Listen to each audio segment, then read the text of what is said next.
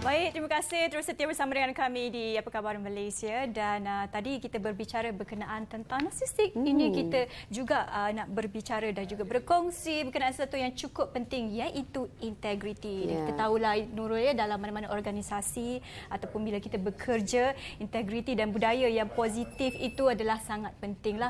Kali ini kita nak membawakan kepada anda iaitu berkenaan tentang Majlis Amanat Perdana Integriti 2023 MAP 123. Dan di studio kita iaitu Tuan Izal Arif Zahruddin, pengurus persakanan bahagian operasi Institut Integriti Malaysia. Selamat datang Tuan. Apa khabar pagi ini? Khabar baik, terima kasih. Mungkin kita nak mulakan tentang bercerita tentang penganjuran majlis ini dahulu. Silakan. Okey. Terima kasih kerana menjemput IM untuk berkongsi mengenai MAP ataupun Majlis Amanat Perdana Integriti 2003. So sebelum saya bercerita pasal MAP ini, ingin saya berkongsi terlebih dahululah pasal Institut Integriti Malaysia supaya audien dan juga penonton tahu tentang peranan IM dalam penganjuran MAP ini. So Institut Integriti Malaysia ini merupakan sebuah agensi di bawah Jabatan Perdana Menteri yang mana khusus berperanan untuk membangunkan kapasiti dan juga kompetensi penjawat awam dan juga swasta, termasuk juga PMKS dalam konteks tiga teras lah. Satunya mengenai pendidikan, latihan dan juga advokasi, dan juga penyelidikan dan juga penerbitan, dan juga kita juga akan menjalinkan kerjasama strategik dengan pelbagai agensi kerajaan, swasta dan juga mana-mana yang berminat untuk berkolaborasi dengan IM lah. So IM sebenarnya diberikan peranan untuk melaksanakan pembangunan kompetensi dan juga kapasiti dalam aspek integriti organisasi dan juga dalam aspek integriti individu. Kalau kita lihat dalam peranan IM ni, dalam konteks integriti organisasi, kita menekankan kepada aspek sistem dan prosedur, yang mana IM dia menawarkan pelbagai khidmat lah, termasuk pembangunan sistem pembangunan anti rasuah, pembangunan plan anti rasuah organisasi, dan juga banyak latihan yang ditawarkan oleh IM untuk sektor awam dan juga sektor swasta. Dalam konteks pembangunan individu pula, kita menawarkan instrumen penilaian integriti, yang mana psychometric test, kalau you pernah dengar lah, yang mana kita nak menilai kecenderungan individu terhadap integriti. Baik. So kita berbalik kepada Majlis Amanat Perdana Integriti ni, kita amat berbangga sebenarnya kerana telah diberi penghargaan oleh Kerajaan Negeri Sarawak untuk bekerjasama dengan IM, yang mana Amanat Perdana Integriti ini merupakan platform yang mana Amanat Integriti ini akan disampaikan oleh Premier Sarawak itu sendiri pada 14 September. Dia akan menyampaikan amanat integriti kepada pentadbiran Kerajaan Negeri Sarawak. Termasuk juga swasta dan juga student-student, dan dijangkakan pada hari tersebut dia punya penyertaan adalah lebih kurang dalam 3,000 hingga 4,000 orang. Satu jumlah yang besar tu ya. Yes, secara fizikal. Dan tuan, kita nak tahu juga apakah agenda utama MAPI 23 dan bagaimanakah ianya dilihat dapat meningkatkan elemen pembudayaan integriti di Sarawak itu sendiri.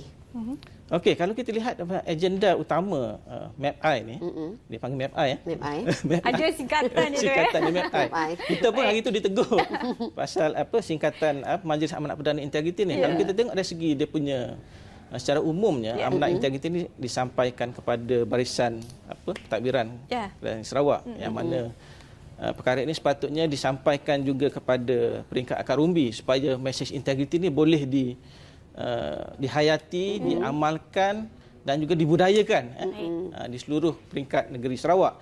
Dan kalau kita tengok agenda utama MAP-I ini sebenarnya, selain daripada menyampaikan amanat, kita ada juga seterusnya kita adakan persidangan integriti kebangsaan pada hari seterusnya.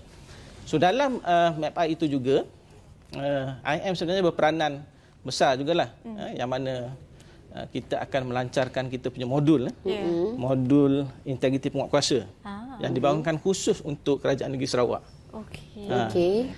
Dan juga kita akan melaksanakan majlis pertukaran memorandum persefahaman, yang mana akan memperkukuhkan lagi kerjasama di antara IM dan juga Kerajaan Negeri Sarawak. Dan adakah ini merupakan kerjasama yang julung kalinya diadakan bersama dengan Kerajaan Sarawak ataupun bagaimana? Dan kalau ikutkan penglibatan Institut Integriti Malaysia dengan Kerajaan Sarawak ni goes way back, dah lama sebenarnya.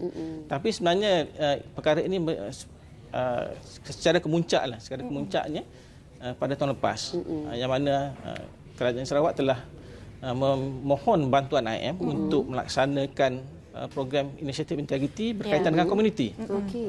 Pada Julai tahun lepas lah. Saya ingat saya Julai tahun lepas kita telah melancarkan program dipanggilkan program pembangunan integriti bersama komuniti, CIB IM pada Julai, yang mana telah dilaksanakan secara rintis di 4 PBT di negeri Sarawak. Dewan Bandaraya Kuching Utara, Majlis Perbandaran Sibu, Majlis Daerah Limbang dan juga Majlis Daerah Matudaru. Kita ambil PBT yang besar dan juga PBT kecil untuk kita jadikan program integriti secara rintis di negeri Sarawak pada masa itu. Dan orang kata dia akan diadakan dalam masa beberapa hari lagi. Mungkin ada juga kita nak sentuh sedikit ataupun cabaran apa untuk kita adakan majlis sebegini. Komen Tuan Izzal. Persiapan mungkin. Okey. Kalau dari segi persiapan tu memang sangat besarlah sebab dia melibatkan jumlah peserta yang agak besar. Dan kalau kita lihat dia punya perbincangan tu sangat ekstensif dalam konteks pihak Kerajaan Negeri Sarawak, dan khususnya yang menganjur tu adalah Unit Integriti dan Ombudsman Negeri Sarawak, itu unions bekerjasama dengan IM untuk menganjurkan majlis yang saya kira besarlah. Ini memang cabaran dia amat besar. Dia akan dirasmikan oleh siapakah itu? Akan dirasmikan oleh Premier Sarawak itu sendiri. Yang menghormati Premier Sarawak itu sendiri, dan akan diadakan di Borneo Convention Center, Kuching. Okey. Kita tahu juga harapan pastinya Cik Izrael terhadap IIM sendiri melalui MAPI 23 ini bagaimana? Okey, kalau kita cerita pasal harapan memang IM menaruh harapan yang besar jugalah. Saya fikir pun Kerajaan Negeri Sarawak pun menaruh harapan yang besar tentang pelaksanaan MAPI ini. Kenapa? Sebab kalau kita lihat dari segi penglibatan MAPI itu sendiri. Kalau kita lihat dari segi penglibatan ni, dia punya penglibatan sangat ekstensif lah. Melibatkan Barisan Kabinet Sarawak, Ahli Dewan Negeri Sarawak, pegawai kerajaan Sarawak, ketua masyarakatnya, ketua kaum turut dilibatkan dalam pelaksanaan MAPI ini. Termasuk pelajar universiti, NGOs, badan-badan berkanun dan juga syarikat swasta di Sarawak. So kita berharap agenda pemudayaan integriti ni bukan hanya melibatkan pegawai kerajaan saja, tetapi perlu diperluaskan ke peringkat akar umbi supaya ia dijadikan amalan dan juga budaya. Adakah MAPI ini merupakan acara tahunan ataupun bagaimana, Tuan? Di peringkat negeri Sarawak ialah acara tahunan. Setiap tahun akan berlangsung. Cuma kita sebab kita berbangga tu sebab IM diberi penghormatan untuk jadi rakan penganjur bersama. Okey, dan memandangkan ini merupakan acara tahunan, adakah modul tahunan itu akan ada perubahan ataupun bagaimana? Tu saya pun tak boleh nak jawab benda tu sebab dia penganjuran negeri Sarawak itu sendiri. Dan saya rasa dari segi penganjuran tu mungkin ada perubahan lah. Dari segi dia punya konteks modul. Jadinya dia mengumpulkan untuk Majlis Amanah Integriti ini, mengumpulkan banyak suara yang akan digabungkan bersama nanti untuk perbincangan berkenaan tentang integriti. Bercakap tentang integriti, kita keluar sikit daripada konteks Majlis Amanah ini. Jadi pendapat Tuan Izzal sendiri dari pihak Tuan berkenaan tentang keadaan situasi integriti di kalangan organisasi di Malaysia di sekarang, secara ringkasnya lah. Kalau kita lihat peranan IM dalam konteks memudayakan integriti masyarakat Malaysia, kita menjalinkan banyak kerjasama, terutama dalam konteks kerajaan, dalam konteks sektor swasta, even dengan konteks masyarakat pun. Kita sentiasa bekerja dengan bersungguh-sungguh, giat keras melaksanakan program, latihan, aktiviti dan juga bahkan kita juga melaksanakan penyelidikan dalam mana kita hendak meningkatkan integriti dalam konteks sektor-sektor tersebutlah. Dan kalau kita lihat dari segi pemudayaan integriti pun, dia bukannya satu perkara yang boleh dicapai dalam tempoh yang singkat. Yes. Dan kalau tengok pertumbuhan IM pun mula pada tahun 2004. Selepas Pelan Integriti Nasional dilancarkan. Dan pada masa itu IM bertugas untuk memantau Pelan Integriti Nasional lah. Dan pada tahun 2019 Pelan Anti Rasuah Nasional pula diperkenalkan. So IM bertugas untuk melaksanakan NACP pula. Itu Pelan Anti Rasuah Nasional, membantu kerajaan. Okey, dan mungkin Tuan boleh kongsikan sedikit pandangan ya. Ini luar daripada lingkup Majlis Amanat Perdana Integriti 2023 yang akan berlangsung tak lama lagi. Apabila kebelakangan ini masyarakat kita telah mula membiasakan budaya yang luar biasa sebenarnya.